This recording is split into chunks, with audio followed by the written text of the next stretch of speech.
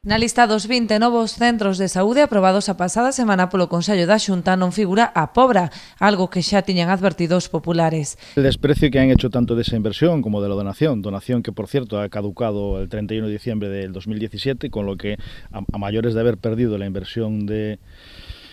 necesaria para acometer las obras, hemos perdido también un terreno de 2.600 metros que realmente a ningún ayuntamiento le sobra, y menos al de Pobra del Caramiñal, donde el terreno público municipal es escaso, casi ninguno. Consideran que se non estaban de acordo con este emprazamento, o Goberno puido ter buscado unha alternativa en lugar de perder os fondos. Que si bien no le gustaba el emplazamiento, en 3 años no ha sido capaz de situar un emplazamiento alternativo para que al menos la Xunta siguiera considerando prioritario la inversión en un nuevo centro de salud.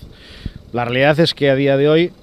después de lo aprobado el pasado jueves en el pleno del Consejo de Xunta, la realidad es que a Pobra de Caramiñal no va a tener, o tiene muy difícil conseguir un centro de salud como mínimo hasta el 2022. 5 anos por diante nos que os veciños deberán seguir facendo uso do actual centro de saúde. A pesar das reformas aprobadas, algunhas aínda sen executar, din os populares que xa non reúne as condicións idóneas para a atención aos usuarios. Quiero recordar que en el post del 2015 se aprobó una reforma de la cubierta de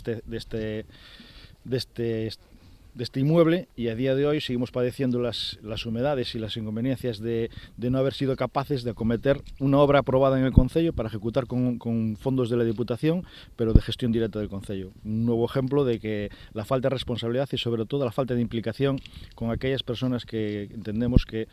cuando te falta la salud es un bien tan importante que debía ser tener todos los medios a su disposición para